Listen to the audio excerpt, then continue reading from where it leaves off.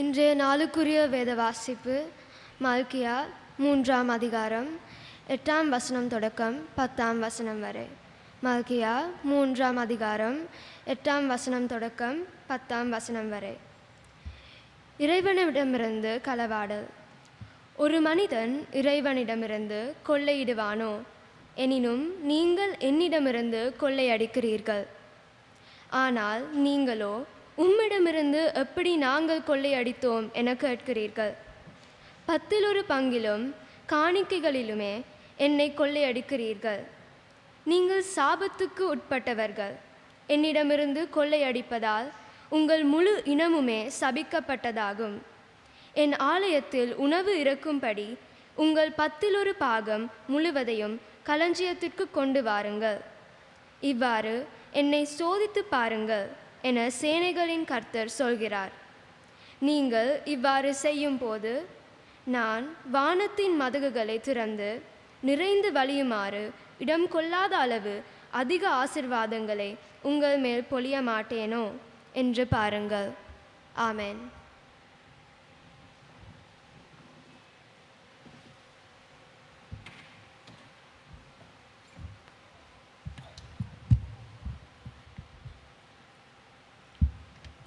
மீண்டும் ஒரு முறை ஆண்டுடைய வார்த்தையை உங்கள் மத்தியிலே பகிர்ந்து கொள்வது ஒரு சந்தோஷமான அனுபவம். அதே நேரத்தில் எங்களுடைய பிள்ளைகளுக்கு நாங்கள் விசேஷமாக நன்றி செலுத்த வேண்டும்.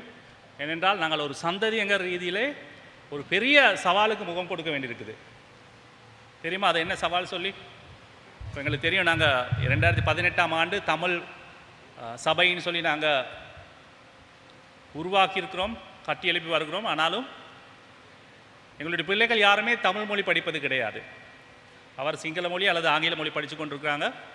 ஆகவே ஆனாலும் இலங்கையிலே கிட்டத்தட்ட 20% மேற்பட்ட தமிழ் மக்கள் இருக்கிறாங்க. நாங்கள் அவங்களை ஆதாயப்படுத்த வேண்டிய பொறுப்பு இருக்குது.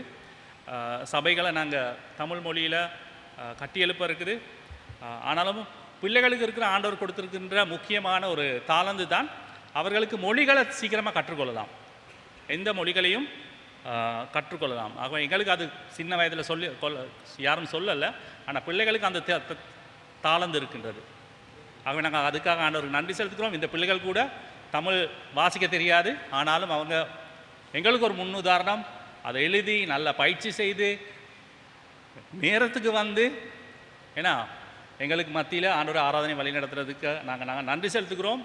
ஆகவே எங்களுடைய சபையிலே அது ஒரு பெரிய எங்களுடைய தமிழ் சபையிலே அது ஒரு பெரிய சவாலாக இருக்க போகின்றது. எதிர்காலத்திலும் தமிழ் பிள்ளைகளுடைய பங்களிப்பு குறைவதற்கான இது இருக்கிறது. ஆகவே தான் நாங்கள் இவர்களுக்கு சந்தர்ப்பத்தை வழங்குகின்றோம்.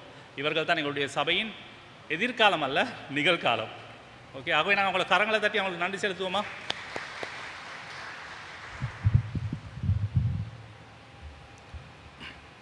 உங்களுக்கு தெரியும், நாங்கள் மாற்கு சுவிசேஷ நூலை இந்த நாட்களில் தியானித்து வருகிறோம். எங்களோட காட்டியை நீங்கள் பார்த்தாலும் மாற்கு சுவிசேஷம் நூல் தான் போட்டிருக்கோம். ஆனால் திடீர்னு எங்களுடைய சபை போதக குழுவில் தீர்மானம் பண்ணாங்க, இந்த மாதத்தில் நாங்கள் தசம பாகம் காணிக்கையை குறித்து கற்றுக் கொடுக்கணும். ஆகவே எப்படியாவது ரெண்டு போதகர் கியான் ஒருத்தர் எங்களுக்கு அதை குறித்து பிரசங்கம் பண்ணினார் மும்மொழி ஆராதனையிலே. இன்றைய நாள்லேயும் அதே செய்ய சொல்லி ஒரு வேண்டுகோள் இருந்தது எங்களுடைய போதக குழுவுடைய தீர்மானம். ஆகவே அதை எங்களுடைய இன்று மாற்கு புத்தகத்தை நாங்கள் தியானிக்க வேண்டிய பகுதி நாங்கள் அடுத்த மாதத்திலே ஆரம்பிக்கிறோம். ஆகவே இன்றைய நாளிலே நாங்கள் தசம பாகம் காணிக்கை குறித்து தான் பார்க்க போகிறோம். மற்றது அடுத்த வாரமும் நாங்கள், உங்களுக்கு தெரியும், அடுத்த வாரம் குருத்தோலை ஞாயிறு, அதுக்கு அடுத்த வாரம் ஈஸ்டர் ஞாயிறு. இந்த 2 பகுதியும் கூட மாற்கு சுவிசேஷத்தில் இருக்கிற பகுதியை தான் நாங்கள் எடுத்து தியானிக்க போகிறோம். ஆகவே எதிர்காலத்தில் அந்த பகுதியை நாங்கள் இந்த மாற்கு சுவிசேஷம் முடிகிற நேரம் அந்த பகுதியை நாங்கள் திரும்ப எடுக்க மாட்டோம். அந்த ஈஸ்டர் பகுதியையும் குருத்தோலை ஞாயிறுக்கான பகுதியையும் நாங்கள் எடுக்க மாட்டோம். ஆகவே அதை முன்னுக்கு கொண்டு வந்து அடுத்த முறை நாங்கள் படிப்பிக்க போகிறோம். ஆகவே நாட்காட்டில் நீங்கள் அதை பார்க்கலாம். ஈஸ்டர் பகுதி நாட்காட்டி உங்களுக்கு உடனடியாக கிடைக்கும், அடுத்த வாரம் கிடைக்கும். ஆகவே இன்றைய நாளிலே நாங்கள் மாற்கு புத்தகத்தை வைத்து தசம பாகம் காணிக்கை குறித்து நாங்கள் தியானிக்க போகணும். அதுக்கு ஒரு முக்கிய காரணம் இருக்குது. எங்களுடைய போதக குழுவில் அவதானித்த ஒரு விடயம் தான், எங்களுடைய சபை மக்கள் கொடுப்பதில் உற்சாகம் இழந்து போயிருக்கிறார்கள், கொடுப்பதிலே உற்சாகம் இழந்து போகிறார். ஆகவே தான் நாங்கள் இந்த பகுதியை பார்க்க போகிறோம். ஆண்டவரே, நான் நிறைய ஆண்டவருடைய வார்த்தையை உங்களுக்கு காண்பிக்க போகிறேன். ஆகவே நாங்கள் கண்கள் மூடி ஜெபிப்போம். ஆண்டவர் எங்களோடு இடைப்படும்படியாக நாங்கள் ஜெபிப்போம். ஆண்டவரே, நாங்கள் நன்றி செலுத்துகிறோம். இன்றைய நாளிலும் உண்மை ஆராதிக்க எங்களுக்கு உதவி செய்ததுக்காக நன்றி. ஆண்டவர், எங்களை சூழ்ந்து நிறைய யுத்தங்கள், போராட்டங்கள், சவால்கள், நோய்கள், பிரச்சனைகள் ஆண்டவரே சண்டைகள் சச்சரவுகள் இருந்தாலும் நீங்கள் எங்களோடு கூட இருக்கிறபடியால் நன்றி. உமது வார்த்தையை கற்றுக்கொண்டு அதன்படி நடக்கும் பொழுது நீங்கள் எங்களை வழிநடத்தி ஆசீர்வதிக்கிற தேவன் என்றபடியால் நன்றி. இந்த நேரத்தில் ஆண்டவரே உமது வார்த்தையின் ஊடாக நீங்கள் எங்களோடு பேச வேண்டும் ஜெபிக்கிறோம் ஆண்டவரே. ஆண்டவரே உமது வார்த்தையே எங்களை விடுதலை செய்யக்கூடியது. ஆண்டவரே உமது வார்த்தையின் ஊடாக நாங்கள் வளர்த்தெடுக்கப்பட எங்களுக்கு உதவி செய்யுங்கள். உமது வார்த்தையை நாங்கள் கற்றுக்கொள்ள எங்களுக்கு உதவி செய்யுங்கள். உமது வார்த்தையின் ஊடாக உம்மை அறிந்து கொள்ள உம்மை அனுபவிக்க நீங்கள் வைத்திருக்கின்ற சகல ஆசீர்வாதங்களையும் அனுபவிக்க எங்களுக்கு உதவி செய்யுங்கள். இயேசுவின் நாமத்தினால் ஜெபிக்கிறோம் தூய பிதாவே, ஆமென். ஆகவே என்னுடைய தலைப்பு உங்களுக்கு இப்போ சொல்ல தேவையில்ல. தசம பாகமும் காணிக்கையும் தான் அது சபையால் கொடுக்கப்பட்ட தலைப்பு. இந்த தலைப்பை குறித்து வேதம் சொல்கிறத நாங்கள் பார்க்கலாம். முதலாவது வசனத்திலே போட்டிருக்குது. அபிஷாய் வேறொரு வேர்ஷனில் வாசித்தாங்க, நான் ஒரு வேறு விஷயம். மனுஷன் 8ஆம் வசனத்தை பாருங்கள். மல்கியா 3ஆம் அதிகாரம் 8ஆம் வசனம். மனுஷன் தேவனை வஞ்சிக்கலாமா? அந்த இடத்துல கேட்கப்பட்டிருக்கு, மனுஷன் தேவனை வஞ்சிக்கலாமா? நீங்களோ என்னை வஞ்சிக்கிறீர்கள். அப்புறம் அதுக்கப்புறம் எதிலே உம்மை வஞ்சித்தோம் என்கிறீர்கள்? தசம பாகத்திலும் காணிக்கையிலும் தானே. அதுக்கப்புறம் சொல்லப்படுகிறது ஒரு சவாலான வார்த்தை, நீங்கள் சபிக்கப்பட்டவர்கள், ஜனத்தாராகிய நீங்கள் எல்லாரும் என்னை வஞ்சித்தீர்கள். பிரியமானவர்கள், இந்த வசனம் சொல்லுது எங்களுக்கு தெளிவாக சொல்லுதுன்னா, நீங்கள் தசம பாகத்திலும் காணிக்கைகளிலும் தானே என்னை வஞ்சித்திருக்கிறீர்கள். எங்களுடைய தசம பாகத்திலும் நாங்கள் காணிக்கையிலும் ஆண்டவரை வஞ்சித்திருக்கோம். ஆகவே இந்த இடத்துல தசம பாகம் என்றால் என்ன எங்களுக்கு தெரியும். நாங்கள் அநேக காலம் இது கற்றுக்கொண்ட வார்த்தை நாங்கள் அறிஞ்சிருக்க. தசம பாகம் 10ல் ஒரு பகுதி. 10ல் ஒரு பகுதி எங்களுக்கு கிடைக்கிற வருமானத்தில் ஒரு பகுதி, 10ல் ஒரு பகுதி. அதாவது 1000 ரூபாய் நாங்கள் வருமானமாக இருந்தால் அதில் 100 ரூபாய், 10,000 ரூபாய் வருமானமாக இருந்தால் 1000 ரூபாய், 1 லட்சம் வருமானமாக இருந்தால் 10,000 ரூபாய். உங்களுக்கு நல்ல கணக்கு தெரியும். ஏன்னா 10ல் ஒரு பகுதி ஆண்டவருக்குரியதுன்னு சொல்லி, ஆண்டவருக்கு கொடுக்கப்படணும்னு சொல்லி ஆண்டவருடைய வார்த்தை எங்களுக்கு சொல்லுது. அதுக்கப்புறம் காணிக்கை அந்த 10ல் ஒரு பகுதிக்கு மேலானது, அதுக்கு அப்பாலும் கொடுக்க வேண்டும் சொல்லி வேதம் எங்களுக்கு கற்றுக் கொடுக்குது. தசம பாகமும் கொடுக்கணும், காணிக்கையும் கொடுக்கணும்னு சொல்லி இந்த இடத்துல நாங்கள் வேதம் சொல்லுது. சிலர் நாங்கள் காணிக்கை தசம பாகம் கொடுக்குறதுல வல்லலாக இருக்கலாம், நாங்கள் மாதம் என்வெலப்பில் போடலாம். ஆனால் சில நேரம் நாங்கள் நினைக்கிறோம் காணிக்கை தசம பாகம் கொடுத்தா போதுமானது சொல்லி. ஆனால் ஆண்டவர் இந்த இடத்துல எம்பசைஸ் பண்ணுறாரு, தசம பாகம் கொடுத்தா மாத்திரம் போதாது, காணிக்கையும் நீங்கள் கொடுத்துருக்கீங்க. என்ன சொன்னால் காணிக்கையிலும் நீங்கள் என்ன வஞ்சித்திருக்கிறீர்கள். பிரியமானவர்கள், நாங்கள் பழைய ஏற்பாட்டை பார்க்குற நேரம் இந்த தசம பாகம் என்பது பணத்தில் மாத்திரமல்ல. உங்களுக்கு தெரியும், பழைய ஏற்பாட்டு காலத்தில் அவங்க விவசாயத்தில் பயிற்சிகள் ஈடுபட்டாங்க, கால்நடை வளர்ப்புகள் ஈடுபட்டாங்க. எந்தெந்த தொழிலில் செஞ்சாங்களோ அந்த தொழிலில் இருந்து 10ல் ஒரு பங்கு ஆண்டவருக்குரிய காரியத்துக்காக கொடுக்கணும்னு சொல்லி ஒரு கட்டளை இருந்தது. அப்போ நீங்கள் எல்லாம் கால்குலேட் பண்ணி பார்த்தா, நான் உங்களுக்கு வேணாம் வசனங்கள் உங்களுக்கு சொல்லலாம். ஒரு டாக்குமெண்ட் என்கிட்ட இருக்குது, நான் எழுதின ஒரு டாக்குமெண்ட். அதில் நீங்கள் எல்லாம் கால்குலேட் பண்ணி பார்த்தா, கணக்கு எடுத்து பார்த்தா, அது தசம பாகமாக இருந்தாலும் 10ல் ஒரு பங்கோடு அது நிறுத்தப்படலை. கிட்டத்தட்ட 123% அந்த ஜனங்கள் ஆண்டவருடைய ஆலயத்துக்கு கொடுத்தார்கள். 123, அதாவது கிட்டத்தட்ட 4ல் ஒரு பங்கு. 1000 ரூபாய்க்கு 100 ரூபாய் இல்லை, 1000 ரூபாய்க்கு இல்லை, எவ்வளவு அதில் காவாசி 250 ரூபா மாதிரி, 240 ரூபா 250 ரூபா மாதிரி. கால் நீங்கள் 1 லட்சம் எடுத்தால் 25,000 கொடுக்கணும். 25,000 கொடுக்கணுமா? ஏன்னா ஒரு 50,000 எடுத்தால் 12,500 கொடுக்கணுமா சொல்லி நாங்கள் ஒரு மூச்சு நிற்கும் தானே. ஏன்னா ஆனால் அந்த காலத்தில் 23% ஆண்டவருடைய ஜனங்கள் ஆண்டவருடைய ஊழியத்துக்காக கொடுத்தாங்க. அப்போ அதே நேரத்தில் நாங்கள் பார்க்குறோம், புதிய ஏற்பாட்டில் வர்ற நேரம் புதிய ஏற்பாட்டில் ஆண்டவர் அதுக்கு மேலே ஜனங்கள் கொடுத்தார்கள். நாங்கள் பார்க்குறோம், புதிய ஏற்பாடு திருச்சபையில் அவங்க தங்களுடைய சொத்துக்கள் பணம் எல்லாத்தையும் பொதுவாய் அனுபவித்தார்கள். பொதுவாக இருக்கிறவங்க இல்லாதவங்களுக்கு கொடுத்தாங்க. பொதுவாக நீங்கள் யார் வேணாலும் அனுபவிக்கலாம். ஆனால் அதில் ஒரு பிரச்சனை இருக்குது, அதை செஞ்சாங்க தான். அப்படி செய்யக்கூடியவர்கள் இருக்கிறாங்க எங்கள் சபையில், செஞ்சு கொண்டு இருக்கிறவங்க இருக்காங்க. ஆனால் சிலர் அதை அட்வான்டேஜாக எடுக்க பார்க்குறாங்க. ஒரு ஆள் கஷ்டப்பட்டு சம்பாதிச்சு எடுக்கிற பணத்தை இன்னொருவர் கஷ்டப்படாமல், ஏன்னா ஒருவர் சுறுசுறுப்பாக கஷ்டப்பட்டு இது பண்ணுறது, இன்னொரு சோம்பேறித்தனமாக இருந்து அந்த அட்வான்டேஜ் எடுக்க பார்க்குறாங்க. அப்படியானவங்களை பார்த்து தான் பெரியமானவர்கள் நீங்கள் சபிக்கப்பட்டவர்கள். நான் கவனமாக இருக்கிறதுக்கு சில நேரம் நாங்கள் சரியாக கஷ்டப்படாமல் நாங்கள் எங்களுடைய வாழ்க்கையில் டைமை வேஸ்ட் பண்ணி டிவியும் பார்த்து ஃபேஸ்புக் பார்த்து சோஷியல் மீடியா பார்த்து ஒழுங்காக வேலைக்கு போகாமல் ஒழுங்காக படிக்காமல் சில நாங்கள் எதிர்பார்க்குறோம் அதை பணம் இருக்கிறவங்க கொடுக்கணும்னு சொல்லி. நாங்கள் அதில் ரொம்ப கவனமாக இருக்கிறதுக்கு. ஆனால் அந்த மாதிரி ஆகவே ஆனாலும் அந்த இடத்துல நாங்கள் பார்க்குறோம் பணம் இருக்கிறவங்க பணம் இல்லாதவங்களுக்கு உதவி செஞ்சதை நாங்கள் பார்க்குறோம். அதுதான் ஆண்டவர் எதிர்பார்க்கிறார். ஒருவர் கூறினார், தசம பாகம் நாங்கள் கடவுளுக்கு கொடுக்க வேண்டிய கடன், காணிக்கையோ அது நாங்கள் கொடுக்குற நன்கொடை. தசம பாகம் நாங்கள் கடவுளுக்கு கொடுக்க வேண்டிய கடன், காணிக்கையோ நாங்கள் அவருக்கு கொடுக்குற நன்கொடை. தசம பாகம் என்கிறது நாங்கள் கடவுளுக்கு கீழ்ப்படிய வேண்டிய கட்டளை. நான் இந்த ஸ்லைடுக்கே வரல, அது முதல் ஸ்லைடுக்கு போங்க. தசம பாகம்ங்கிறது நாங்கள் கடவுளுக்கு கீழ்ப்படிய வேண்டிய கட்டளை. ஆனால் காணிக்கைங்கிறது நாங்கள் எங்களுடைய அன்பின் நிமித்தம் ஆண்டவருக்குள்ள கிடைக்கிற சந்தோஷத்தின் நிமித்தம் ஆராதனையாக நாங்கள் ஆண்டவருக்கு செலுத்துகிற ஒரு விடயம். ஆகவே அடுத்ததான் நாங்கள் பார்க்க போகிறோம், ஏன் நாங்கள் தசம பாகத்தையும் காணிக்கையும் கொடுக்கணும், ஏன் நாங்கள் கொடுக்கணும். தேங்க்யூ. அதில் போட்டிருக்கு, தேவன் அதை கட்டளையிட்டு இருக்கிறார். ஆண்டவரே சொல்கிறார், ஏன்னா கொண்டு வாருங்கள், அது ஒரு வினைச்சொல். என்ன கொண்டு வரணும்? என் ஆலயத்தில் ஆகாரம் உண்டாயிருக்கும்படிக்கு தசம பாகங்களை எல்லாம் பண்டசாலையிலே கொண்டு வாருங்கள். அப்போ உங்களுக்கு தெரியும், பழைய ஏற்பாட்டு காலத்தில் ஒரு கட்டளை கொடுக்கப்பட்டால் அதை மக்கள் செஞ்சாகணும். ஏன்னா ஒரு கட்டளை கொடுக்கப்பட்டால் அதை செஞ்சாகணும். கட்டளைக்கு கீழ்ப்படிஞ்சா ஆசீர்வாதம், கீழ்ப்படியலாட்டி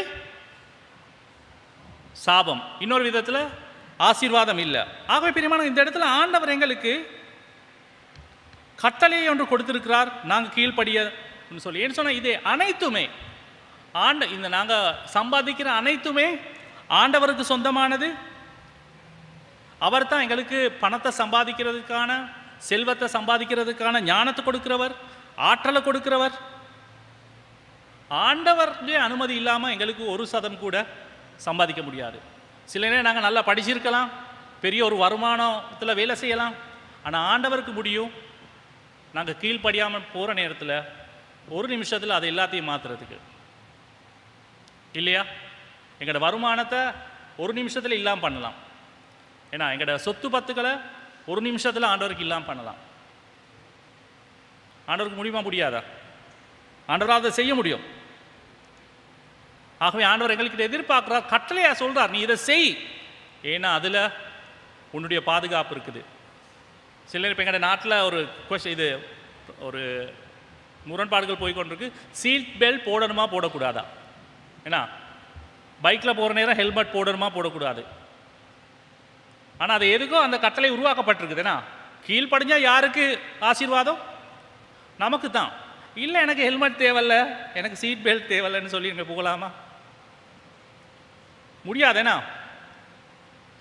ஒரு நோக்கத்துக்காக தான் எனக்கு கொடுக்கப்பட்டிருக்குது. ஆகவே இந்த இடத்துல ஆண்டவர் கட்டளையாக கொடுக்குறார் எங்களுக்கு செய்ய சொல்லி. அதுக்கு காரணம் ஏன்னா கொடுத்தல்ல தான் எங்களுக்குரிய ஆசீர்வாதம் இருக்குது. சங்கீதம் 112 நீங்கள் வாசிச்சா பாருங்கள், கொடுப்பதுனால எங்களுடைய வறுமை நீங்கும். கொடுப்பதுனால எங்களோட வறுமை, நாங்கள் ஒரு வறுமையான குடும்பத்தில் பிறந்திருக்கலாம், ஆனால் நாங்கள் ஆண்டவர் அறிகிற நேரம், ஆண்டவருடைய வார்த்தையிலே கட்டளைக்கு கீழ்ப்படிய நேரம் ஆண்டவர் நிச்சயமாக எங்களை செல்வந்தராக மாற்றுவார், படிப்படியாக எங்கே கொண்டு போவார், பணப்பிரச்சனையிலிருந்து நீக்குவார். அதனால தான் நீங்கள் பார்க்கலாம், சங்கீதம் 112 முதல் 3 வசனம் சொல்லுது, அல்லேலூயா, கர்த்தருக்கு பயந்து அவருடைய கட்டளைகளில் மிகவும் பிரியமாயிருக்கிற மனுஷன் பாக்கியவான். நான் அதை சொன்னேன், இது ஒரு கட்டளை. ஆகவே இந்த கட்டளைக்கு பயந்து, ஏன்னா கட்டளைகள் மிகவும் பிரியமாயிருக்கிற மனுஷன் பாக்கியவான், அவன் சந்ததி பூமியில் பலத்திருக்கும். நாங்கள் கொடுக்குற நேரம் ஆண்டவருடைய கட்டளை கீழ்ப்படிய நேரம் பிரியமானவர்களே, நான் மாத்திரம் இல்லை, என்னுடைய பிள்ளைகள், என்னுடைய பிள்ளைகளுடைய பிள்ளைகள் ஆசீர்வதிக்கப்படும், பூமியிலே பலத்திருக்கும், செம்மையானவர்களின் வம்சம் ஆசீர்வதிக்கப்படும், ஆஸ்திரியும் ஐஸ்வர்யமும் அவனுடைய வீட்டில் இருக்கும், அவனுடைய நீதி என்றடிக்கும் நிற்கும். பிரியமானவர்களே, கொடுக்கிற நேரம் தான் எங்களுக்கு கிடைக்கும். பிரியமானவர்களே, இன்றைக்கி நாங்கள் தொடர்ந்து வறுமையில் இருக்கிறோமா? நாங்கள் வறுமையில் சூழ்நிலையில் பிறந்திருக்கலாம், ஆனால் நாங்கள் தொடர்ந்து வறுமையில் இருக்கிறோன்னு சொன்னால் அங்கே ஏதோ பிரச்சனை. அதுக்கு அந்த பிரச்சனைகள் ஒரு பிரச்சனை தான் நாங்கள் கொடுக்காமல் இருக்கிறது. தசம பாகத்தையும் காணிக்கையும் கொடுக்காமல் இருக்கிறது, அதுவும் ஒரு பிரச்சனை. இன்னும் பிரச்சனைகள் இருக்குது, ஆனால் அதுவும் உண்டு. ஆக பிரியமானவர்களே, ஆண்டவர் எங்களுக்கு கட்டளையை கொடுத்திருப்பது நாங்கள் கொடுக்க வேண்டும் என்பதற்காக. ரெண்டாவது, ஆண்டவர் சொல்கிறார், ஆலயம் ஆசீர்வதிக்கும்படியாக செலுத்த வேண்டும். ஏன் நாங்கள் தசம பாகத்தையும் காணிக்கையும் கொடுக்கணும்? ஆலயம் அவர் உருவாக்கிய திருச்சபை, அவர் உருவாக்கிய ஊழியம் ஆசீர்வதிக்கப்படும் என்று சொன்னால் அதனூடாக ஆண்டவர் அநேகரை ஆசீர்வதிக்க திட்டம் இருக்கிறார். 10ஆம் வசனம் சொல்லுது, ஆலயத்தில் ஆகாரம் உண்டாயிருக்கும்படி தசம பாகலை எல்லாம் பண்டசாலையிலே கொண்டு வாருங்க. அதாவது சபையில், ஆண்டுடைய ஆலயத்தில், ஆண்டோட ஊழியத்தில் எந்த குறையும் இருக்கக்கூடாது. உங்களுக்கு தெரியும், சபை எடுத்துக்கொண்டா சபை பொதுவாக சில ஊழியங்களை செஞ்சுட்டு போகுது. எங்களுடைய சபை எடுத்தாலும் பார்க்கலாம், ஒரு பெரிய கட்டிடம் இருக்குது, பின்னால் பில்டிங்ஸ் இருக்குது, ஊழியர்கள் வேலை செய்கிறாங்க, அவங்களுக்கு சம்பளம் கொடுக்கறதுக்கு மெயின்டெனன்ஸ் பராமரிக்க இருக்குது பில்டிங்கை. அப்புறம் ஊழியங்கள் நடக்குது, சீஷத்துவ ஊழியம், சுவிசேஷ ஊழியம், ஆராதனைகள் நடக்குது. ஏன்னா அப்புறம் மிஷன் ஊழியங்கள், இது எங்களுடைய சபையில் அநேக காலம் இல்லாத மிஷன். எங்களுடைய சபை ஊழியத்துக்கு அப்பால் இன்னும் மிஷன் ஊழியர்கள் நாங்கள் சபையில் கிட்டத்தட்ட 5 மிஷன் ஊழியங்களை உருவாக்கியிருக்காங்க. அங்கே போதகர்மார்கள் ஊழியர் செய்கிறாங்க, அங்கே சபை வளர்ந்து வருது. அது மாத்திரமல்ல, உங்களுக்கு தெரியும், சில வருடங்களாக நாங்கள் கஞ்சி சூப் கொடுக்குற ஒரு ஊழியத்தை ஸ்டார்ட் பண்ணியிருக்கோம் வார நாட்களில். அதனூடாக சுவிசேஷம் அறிவிக்கப்படுது. இலவச கல்வி வழங்குற ஒரு ஊழியத்தை ஸ்டார்ட் பண்ணியிருக்காங்க. இதுக்கெல்லாம் ஆண்டவர் எங்கள்கிட்ட எதிர்பார்க்குறாரு, அவருடைய ஜனங்கள் கொடுக்கணும் சொல்லி. அவருக்கு தேவையில்லை ஜனங்களுடைய உங்களுடைய பணமும் தேவையில்லை, என்னுடைய பணமும் தேவையில்லை, அவருக்கு அதை செய்யலாம். ஆனால் ஆண்டவர் பார்க்குறாரு, அவர் பயன்படுத்த விரும்புகிறார் எங்களை. ஏன்னா நாங்கள் கொடுக்குற நேரம் தான் அவருடைய ஆசீர்வாதத்தை நாங்கள் அனுபவிக்கலாம். ஏன்னு சொன்னால் ஆண்டவருக்கு விருப்பம் நான் கொடுத்து நான் ஆசீர்வதிக்கப்படணும்னு சொல்லி. மூன்றாவது நாங்கள் பார்க்குறோம், சபை மாத்திரமல்ல, சபையினூடாக மற்ற மக்கள் மாத்திரமல்ல, ஆண்டவர் டிரெக்டாக சொல்கிறாரு, எங்களுடைய ஆசீர்வாதமும் நாங்கள் கொடுத்தல தான் தங்கி இருக்குது. எங்களுடைய ஆசீர்வாதமும் நாங்கள் தசம பாகத்தையும் காணிக்கையும் கொடுக்கறது தான் தங்கி இருக்குது. 10ஆம் வசனம் கொடுக்குறது, அப்பொழுது நான் வானத்தின் பலகணிகளை திறந்து இடம் கொள்ளாமற் போகும் மட்டும் உங்கள் மேல் ஆசீர்வாதத்தை வர்ஷிக்க மாட்டேனோ என்று அதனாலே என்னை சோதித்து பாருங்கள். ஆண்டவரை டெஸ்ட் பண்ண சொல்கிறார் இந்த இடத்துல. நீங்கள் கொடுத்து பாருங்க, நான் தாரனா இல்லையான்னு சொல்லி டெஸ்ட் பண்ணி பாருங்க சொல்கிறாரு. நீங்கள் கொடுத்து பாருங்க, நான் உங்களை ஆசீர்வதிக்கிறேன்னா இல்லையான்னு சொல்லி. பிரியமானவர்களே, ஆண்டவர் எங்களுக்கு ஒரு சந்தர்ப்பத்தை தந்திருக்கிறார் எங்களை ஆசீர்வதிக்கும்படியா. எங்கள் மேல் பரலோகத்தின் பலகணிகளை, ஜன்னல்களை திறந்து எங்கள் மேலே ஆசீர்வாதத்தை பொழியறதுக்கு காத்து கொண்டிருக்கிறார். ஏன் எங்களுக்கு அந்த ஆசீர்வாதம் கிடைக்காம நாங்கள் மிஸ் பண்ணியிருக்கோம்? அதுக்கு காரணம் என்ன? பல காரணங்கள் இருக்கலாம். அதில் ஒரு காரணம், நாங்கள் தசம பாகத்தையும் காணிக்கையிலும் ஆண்டவர் வஞ்சிச்சிருக்கோம். ஆண்டவர் எங்களை வறுமையாக இருக்கிறதுக்கு பிரியமானவர்களை அழைக்கவில்லை. நாங்கள் வறுமையை தெரிவு செய்யலாம், ஆனால் வறுமையாக வாழ்கிறதுக்கு ஆண்டவர் எங்களை அழைக்கவில்லை. லூக்கா 6ஆம் அதிகாரம் 38ஆம் வசனம் கூறுகிறது, கொடுங்கள் அப்பொழுது உங்களுக்கும் கொடுக்கப்படும், அமுக்கி குலுக்கி சரிந்து விழும்படி நன்றாய் அளந்து உங்கள் மடியிலே போடுவார்கள். நீங்கள் எந்த அளவினால் அளக்கிறீர்களோ அந்த அளவினால் உங்களுக்கும் அளக்கப்படும். பாருங்க, ஜன்னல்களை, பரலோகத்தின் ஜன்னல்களை திறந்து எங்கள் மேலே கொட்டப்படும், எங்களோட மடியிலே வந்து போடுவார்கள். என்ன கண்டிஷன், என்ன நிபந்தனை? கொடுங்கள். அடுத்த வசனம், நீதிமொழிகள் 11:24, ஒருவர் தாராளமாய் கொடுத்தும் இன்னும் அதிகமாய் பெற்றுக்கொள்கிறார். தாராளமாய் கொடுக்கிறவர்களுக்கு தான் பிரியமானவர்கள் இன்னும் அதிகமாய் கிடைக்கும். இன்னொருவர் தேவைக்கு அதிகமாய் வைத்துக் கொண்டும் வறுமை அடைகிறார். தாராள குணம் உள்ளவர்கள் செழிப்படைவார்கள். அடுத்த வசனம் அப்சரா, தாராள குணம் உள்ளவர்கள் செழிப்படைவார்கள். மற்றவர்களுக்கு தண்ணீர் பாய்ச்சுகிறவர்களுக்கு தண்ணீர் பாய்ச்சப்படும். இதெல்லாம் ஆண்டவருடைய வார்த்தைகள், எங்களை படைத்த சிருஷ்டிகருடைய வார்த்தைகள். இதை சுதந்திரத்துக்குள்ள உங்களுக்கு விருப்பம் இல்லையா? இலவசமா இருக்குதுன்னா ஆண்டவர் சொல்றாரு, இதுதான் பேங்க், இந்த பேங்க்ல போயிட்டு உன்னோட காசை போடு, நான் உனக்கு 100 200 மடங்கு 300 மடங்கா வட்டி தரப்போறேன். நீங்க போட மாட்டீங்களா?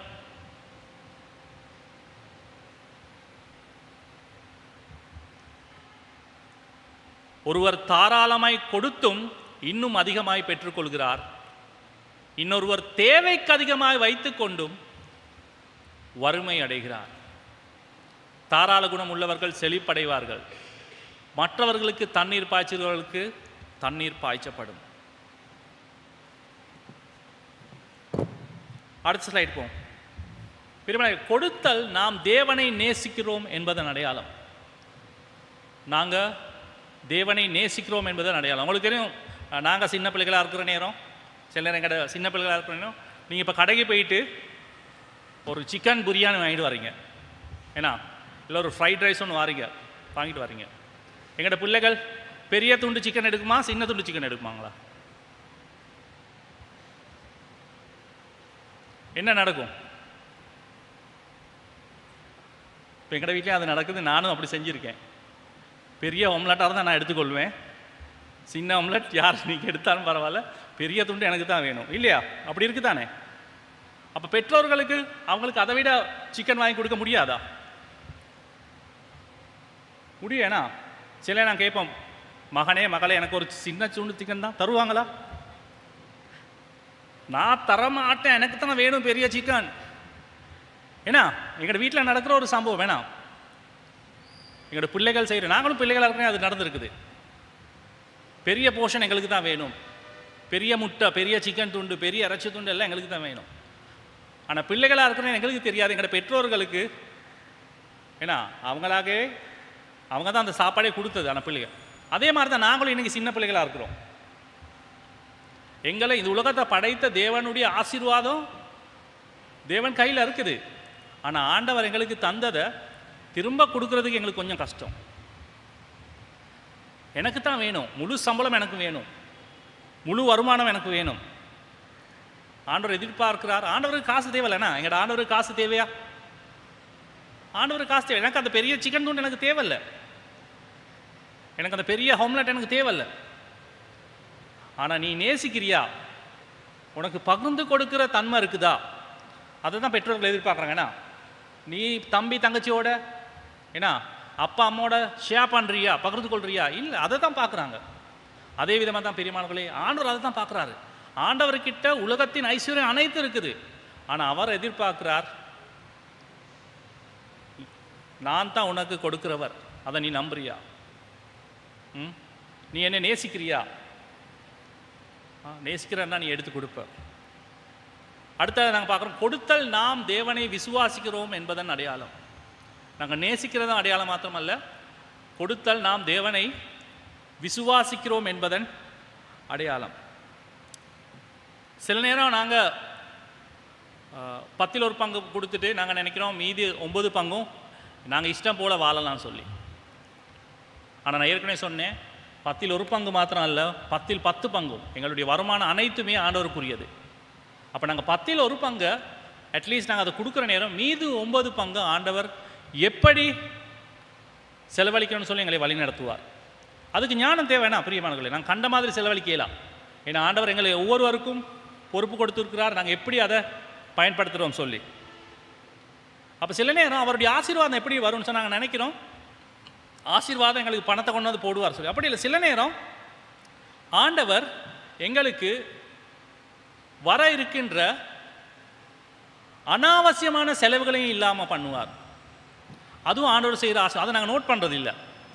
எங்களுக்கு கிடைக்கிற எங்களுக்கு வர நாங்கள் தாங்க வேண்டிய சில நேரம் ஹாஸ்பிட்டல் பில்ஸ் நாங்கள் எதிர்பார்த்துக்க மாட்டோம். அனாவசியமான செலவு சின்ன ஒரு பிரச்சனையாக தான் இருக்கும். எனக்கு அது நடந்திருக்கு. சில நேரம் சின்ன ஒரு பிரச்சனைக்கு, அந்த பிரச்சனை வந்த ஒரு நோய் ஏதாவது வந்தோம், நாங்கள் பயந்து போயிட்டு பெரிய ஒரு டாக்டரை சந்தித்து எல்லாம் செலவழிச்சோன்னே டாக்டர் சொல்வார், இல்லை இந்த க்ரீமை வாங்கி போடுங்க. ஆனால் டாக்டருக்கு செலவழிச்சிருக்கோம் 5000 10,000 அனாவசிய செலவு. அப்படி நடந்திருக்குதா? எங்களோட வாழ்க்கை எல்லாரும் நாங்கள் அனுபவிச்சிருக்கோம். அப்போ நாங்கள் யோசிச்சு பார்க்க ஏன் இந்த அனாவசிய செலவு நடந்திருக்குது? 5 ரூபாவில் முடிக்க வேண்டிய வேலையை 5000 கொடுத்து முடிப்போம். செல்லேனா அது ஆண்டவர் ஆசீர்வாதிச்சு அது நடக்காது. இது உலகத்தின் கரையின் நிமித்தம் எங்களுக்கு நடக்கலாம், எங்களை யாரும் ஏமாற்றக்கூடிய சந்தர்ப்பம் இருக்கேனா. ஆனாலும் செல்லேனா நாங்கள் யோசிக்க இருக்குது, ஆண்டவர் அப்படியான ஆசீர்வாதங்கள், அதாவது எங்களுக்கு அந்த ஆசீர்வாத இழப்புகளை தடை செய்வார். அது மாத்திரமில்லாமல் ஆண்டவர் எங்களுக்கு அதிகமாக ஆசீர்வதிக்க சந்தர்ப்பங்களுக்கு நாங்கள் அவரை நம்பி ஊழியம் செய்கிற நேரம், நாங்கள் ஆண்டவரை நம்பி அவருக்கு கொடுக்குற நேரம், ஆண்டவரை நம்பி எங்களுடைய பங்களிப்பை செலுத்துகிற நேரம் ஆண்டவர் எங்களை ஆசீர்வதிப்பார். ஒரு தடவை நான் உங்களுக்கு நம்ம சபைக்கு வரதுக்கு முந்தி பார்ட் டைம் ஜாப் செய்கிற பழக்கம் இருக்குது. அப்போ என்னுடைய ஆற்றல்களை பயன்படுத்தி நான் சில இடங்களுக்கு போயிட்டு பார்ட் டைம் ஜாப்ஸ் வருமானம் திறத்துக்காக எனக்கு கிடைக்கும். அப்போ நான் ஒரு தடவை போயிருந்தேன் ஒரு கிறிஸ்தவ ஸ்தாபனத்துக்கு போயிட்டு அந்த என்னுடைய வேலைக்காக நான் ரொம்ப கஷ்டப்பட்டேன், நிறைய டைம் ஸ்பெண்ட் பண்ணேன். கிட்டத்தட்ட முழு நாளும் அந்த நிறுவனத்தில் நான் இருந்து வேலை செஞ்சேன். எனக்கு நான் இவ்வளவு தான் சம்பளம்னு கேட்கல. நான் போகிற நேரம் அவங்க தந்தாங்க ஒரு சிறிய தொகை பணத்தை தான் தந்தாங்க, ஒரு சிறிய தொகை.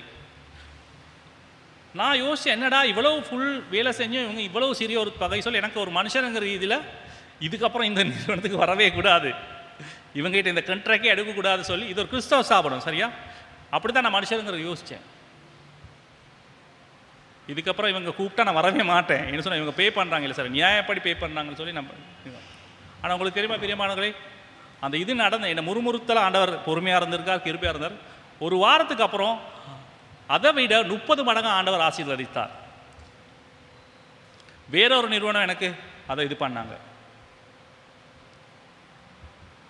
நாங்கள் நினைக்கிற இடத்துல இருந்து எங்களுக்கு பணம் சம்பளம் கிடைக்காத நேரம் ஆண்டவர் வேறு வழிகளை பயன்படுத்தி எங்களை ஆசீர்வதிப்பார். பிரியமானவர்களே, எங்களுடைய காணிக்கை தசம பாகம் எப்படி இருக்குது? இந்த நேரத்தில் நாங்கள் 2 கொரிந்தியர் 9ஆம் அதிகாரம் 6ஆம் வசனத்தை நாங்கள் அதை போட தேவை. நாங்கள் ஜெபமாக நாங்கள் நீங்கள் ஜெபத்தில் இருங்க, கண்ணை மூடுங்க, நான் வாசிக்கிறேன் உங்களுக்காக.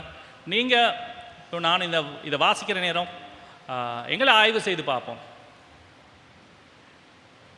நாங்கள் ஆண்டவருடைய தசம பாகத்திலும் காணிக்கையிலும் ஆண்டவரை வஞ்சிக்கிறோமான்னு சொல்லி நாங்கள் கண்கள் மூடி ஜெபத்தின் ஊடாக இந்த வார்த்தைக்கு நாங்கள் செவி மடுப்போம். கொஞ்சமாக விதைக்கிறவன் கொஞ்சமாகவே அறுவடை செய்வான், மிகுதியாக விதைக்கிறவனோ மிகுதியாகவே அறுவடை செய்வான் என்பதை நினைவில் இருத்திக் கொள்ளுங்கள். ஒவ்வொருவனும் தன் இதயத்தில் எதை கொடுக்க வேண்டும் என்று தீர்மானிக்கிறானோ அதை கொடுப்பானாக. கொடுப்பது பற்றி எவருக்காவது வருத்தம் ஏற்படுமானால் அவன் கொடுக்காமலேயே இருக்கட்டும். கட்டாயத்தின் பேரில் எவரும் கொடுக்க வேண்டாம். மகிழ்ச்சியோடு கொடுப்பவனையே தேவன் அதிகமாக நேசிக்கிறார். அவர்களுக்கு தேவைக்கு மிகுதியான ஆசீர்வாதத்தை தேவனால் கொடுக்க முடியும். பிறகு உங்களிடமும் ஏராளமான செல்வம் சேரும். ஒவ்வொரு நற்செயலுக்கும் கொடுக்க போதுமான செல்வம் உங்களிடம் இருக்கும்.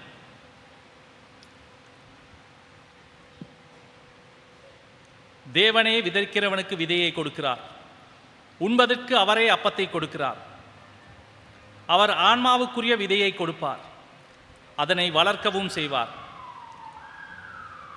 உங்களது நீதி நிமித்தம் சிறந்த அறுவடையையும் பெருகச் செய்வார். தாராளமாய் கொடுக்கும் அளவுக்கு எல்லா வகையிலும் தேவன் உங்களை செல்வந்தராக்குவார். நீங்கள் எங்கள் மூலமாக கொடுத்தால் மக்கள் தேவனுக்கு நன்றி சொல்வர். தேவைப்படும் தேவனுடைய மக்களுக்கு நீங்கள் உதவி செய்வது பெரும் சேவையாகும். இதற்கு இணையானது வேறில்லை. தேவனுக்கு அளவு கடந்த நன்றிகளை இது கொண்டு வரும். நீங்கள் செய்யும் இச்சேவையானது உங்கள் விசுவாசத்திற்கான நல்ல சாட்சியாகும். இதற்காக மக்கள் தேவனை பாராட்டுவார்கள், அவருக்கு நன்றி சொல்வார்கள். ஏனெனில் அவர்களின் தேவைகளிலும் ஒவ்வொருவரின் தேவைகளிலும் நீங்கள் தாராளமாக பங்கு கொள்வீர்கள். அந்த மக்கள் தேவனிடம் ஜெபிக்கும் போது அவர்கள் உங்களோடு இருக்கவே விரும்புவார். ஏனென்றால் தேவன் உங்களுக்கு மிகுதியாக கிருபை செய்திருக்கிறார். தேவன் அருள் செய்த விளக்க இயலாத வியக்கத்தக்க கிருபைக்காக நன்றி செலுத்துவோமாக.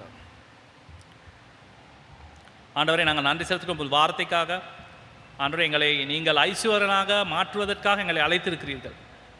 ஆண்டவரை நாங்கள் கையேந்துவதற்காக அல்ல ஆண்டு அழைக்கணும், அநேகருக்கு கொடுப்பவர்களாக இருப்பதற்காக நீங்கள் எங்களை அழைத்திருக்கிறீர்கள். பிதாவே, நாங்கள் உமது பிள்ளைகளாக இருந்து உம்மை விசுவாசிக்காமல் உமது போஷிப்பிள்ளையை நம்பாமல் நாங்கள் செய்த தவறுக்காக நாங்கள் மனம் வருந்துகிறோம். பிதாவே, நீங்கள் எங்களை பாவத்திற்கேற்ப தண்டியாமல் எங்களை மன்னித்து ஆண்டவரே எங்களை ஐஸ்வர்யங்களாக ஒவ்வொருவரையும் மாற்றுவோம் ஜெபிக்கிறோம். ஆண்டவரே நாங்கள் எங்களது வழிகளை சரிபார்க்க நாங்கள் எந்த இடத்திலே பிழை விட்டோம் என்பதை அறிந்து கொள்ள எங்களுக்கு உதவி செய்யுங்கள் ஆண்டவரே. நாங்கள் விசுவாசத்திலே நீங்கள் தந்திருக்கின்ற வாக்கு தத்தங்களை பின்பற்ற எங்களுக்கு உதவி செய்யுங்கள். உங்கள் வழிகளில் நடக்க நீதியாக செயற்பட ஆண்டவரே, இரக்கம் காட்ட ஆண்டவரே, கொடுக்க இல்லாத சூழ்நிலையிலும் கொடுக்க எங்களுக்கு உதவி செய்யுங்கள் ஆண்டவரே. இல்லாத இடங்களை பார்த்து கொடுக்க எங்களுக்கு உதவி செய்யுங்கள் ஆண்டவரே. இல்லாது இருக்கும் போது கொடுக்க எங்களுக்கு உதவி செய்யுங்கள் ஆண்டவரே. கொடுப்பதின் ஆசீர்வாதத்தை நாங்கள் நாள்தோறும் அனுபவிக்க உதவி செய்யுங்கள் ஆண்டவரே. ஆண்டவரே, உமது பார்வையிலும் மக்களுடைய பார்வையிலும் நாங்கள் நீதிமானாக வாழ, உமது வார்த்தையை நேசிக்க, உமது வார்த்தையின்படி நடக்க ஆண்டவரே, உமது கட்டளைகளுக்கு கீழ்ப்படிய, உமது ஐஸ்வர்யத்தை இந்த உலகத்தில் ஆண்டவர் நாங்கள் அனுபவிக்க ஆண்டவரே, உமது வார்த்தையின்படி ஆண்டவர் எங்களுடைய பிள்ளைகளின் பிள்ளைகள் ஆசீர்வதிக்கப்படுவதை நாங்கள் காண எங்கள் ஒவ்வொருவருக்கும் உதவி செய்ய ஜெபிக்கிறோம். இயேசுவின் நாமத்தினால் ஜெபிக்கிறோம் தூய பிதாவே. ஆமென்.